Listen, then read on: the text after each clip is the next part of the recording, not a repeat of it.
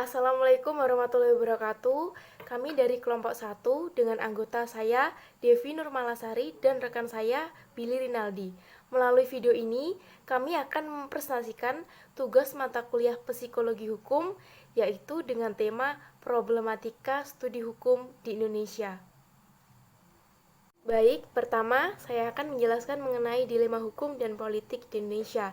Yang pertama ada pandangan positivisme terhadap hukum. Apa sih yang dimaksud pandangan positivisme terhadap hukum? Jadi perlu diketahui bahwa positivisme hukum berpandangan bahwa hukum harus dapat dilihat dalam ketentuan undang-undang. Hanya dengan cara itulah ketentuan hukum itu dapat diverifikasi. Adapun yang ada di luar undang-undang tidak dapat dimasukkan sebagai hukum, karena hal itu berada di luar hukum. Jadi hukum itu hanya dilihat dari sebatas undang-undang saja gitu. Yang di luar undang-undang itu tidak bisa dimasukkan sebagai hukum, karena dalam pandangan positivisme itu termasuk di luar hukum. Yang di luar hukum adalah yang selain atau di luar undang-undang gitu. Nah, lebih jauh, pandangan atau pendapat dari mazhab positivisme ini dapat kita telusuri atau dapat kita ketahui dari pendapat-pendapat beberapa ahli, seperti misalnya pendapat John Austin, yang mana ia adalah seorang ahli hukum berkebangsaan Inggris yang mewakili pandangan positivis dari kelompok penganut sistem hukum common law, dan Hans Kelsen, seorang ahli hukum berkebangsaan Jerman yang mewakili pandangan positivis dari kelompok penganut sistem hukum Eropa kontinental. Selanjutnya, yang kedua adalah peranan struktur dan infrastruktur politik. Nah, di sini menurut Daniel, hal yang paling menentukan dalam proses hukum adalah konsepsi dan struktur kekuasaan politik, yaitu bahwa hukum selalu merupakan alat politik dan tempat hukum dalam negara bergantung pada keseimbangan politik, definisi kekuasaan, evolusi ideologi politik, ekonomi, sosial, dan seterusnya. Jadi di sini tuh pada intinya hukum ini dianggap selalu merupakan alat politik, dan tempat hukum dalam negara itu bergantung bagaimana keseimbangan politik itu ada, bagaimana kehidupan politik itu akan sangat berpengaruh terhadap hukum. Nah, di sini masuk dalam penjelasan mengenai peranan struktur dan infrastruktur politik gitu. Ketiga, mengenai pengaruh kelompok dalam pembentukan hukum. Jadi, di luar kekuatan politik yang duduk dalam institusi politik, terdapat kekuatan lainnya yang memberikan kontribusi dan memengaruhi produk hukum yang dilahirkan oleh institusi politik. Nah, kekuatan tersebut adalah berbagai kelompok kepentingan yang keberadaan dan perannya dijamin dan diakui menurut ketentuan hukum sebagai negara yang menganut sistem demokrasi, seperti kalangan pengusaha, ilmuwan, kelompok organisasi kemasyarakatan, organisasi profesi, tokoh agama, lembaga swadaya masyarakat, dan lain-lain. Nah, kelompok-kelompok yang saya sebutkan ini sangat berpengaruh dalam pembentukan hukum, karena pastinya setiap kelompok mempunyai pandangan tersendiri, mempunyai pola pikir tersendiri, atau juga mempunyai kepentingan tertentu. Nah, dari banyak faktor inilah yang akan mempengaruhi pembentukan hukum. Keempat, mengenai sistem politik Indonesia. Jadi, sistem politik mencerminkan cara kekuasaan negara dijalankan oleh lembaga-lembaga negara dan cara mekanisme pengisian jabatan dalam lembaga negara itu dilakukan. Nah, inilah dua hal penting mengenai sistem politik terkait dengan pembentukan hukum gitu. Jadi, sistem politik itu kan mencerminkan cara kekuasaan negara ya, yang mana dijalankan oleh lembaga-lembaga negara dan cara mekanisme pengisian jabatan dalam lembaga negara. Jadi bagaimana proses jalannya lembaga-lembaga negara itu dalam memegang atau dalam menjalankan perannya gitu. Nah, itu sangat berpengaruh penting juga dalam mengenai sistem politik yang terkait dengan pembentukan hukum. Kelima adalah hukum dan fungsinya menurut pakar hukum. Yang pertama adalah alat pengendalian sosial atau a tool of social control. Jadi, hukum itu dapat dijadikan sebagai alat pengendalian sosial karena di dalamnya kan berisi larangan maupun perintah gitu. Nah, karena adanya larangan maupun perintah itu dapat mengendalikan apa ya, mengendalikan kehidupan sosial kita gitu. Makanya di sini disebutkan bahwa salah satu fungsi hukum itu adalah alat pengendalian sosial. Yang kedua adalah alat untuk mengubah masyarakat atau a tool of social engineering. Mengapa hukum bisa dikatakan fungsinya untuk alat untuk mengubah masyarakat? Ya tentunya dalam hukum itu kan hukum terus ada misalnya pembaharuan, ada yang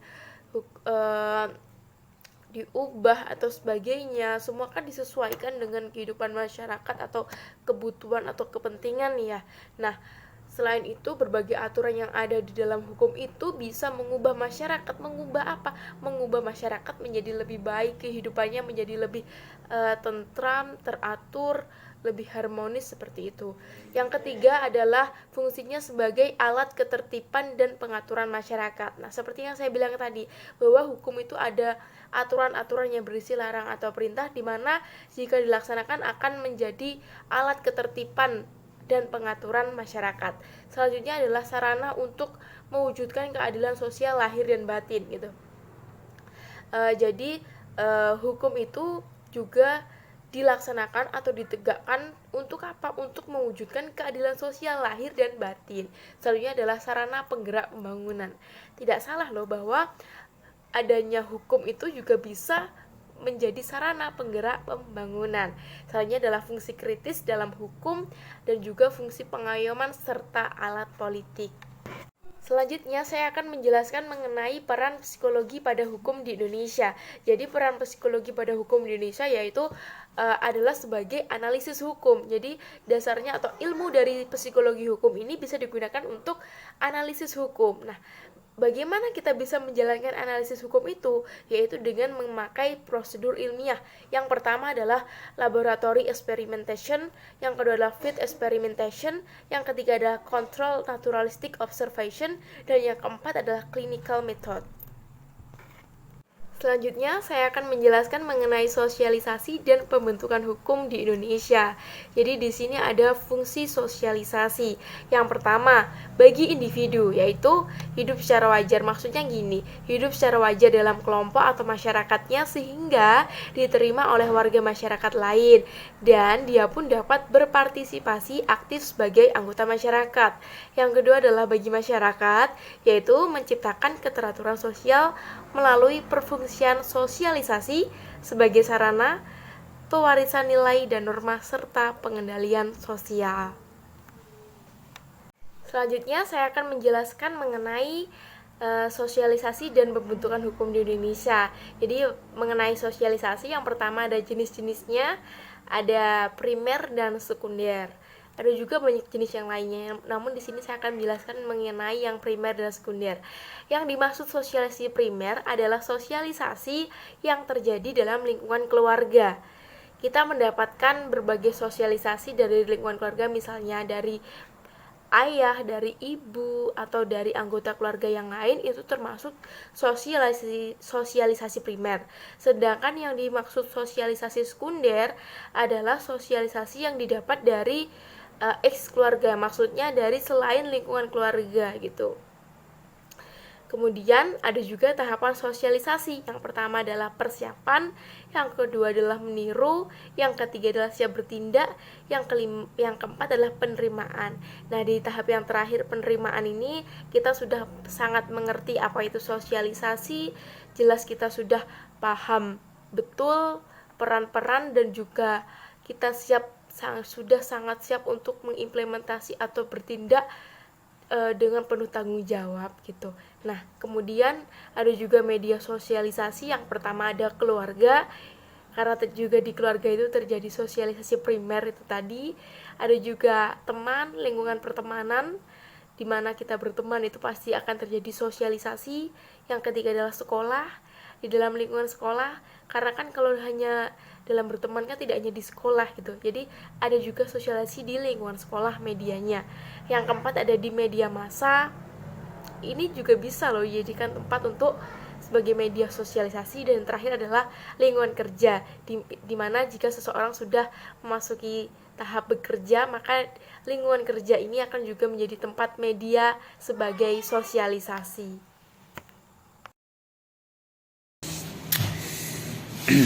Assalamualaikum warahmatullahi wabarakatuh. Perkenalkan, nama saya Billy Rinaldi dari kelas SMD NIM 102190101. Di sini saya akan mempresentasikan mata kuliah hukum pidana.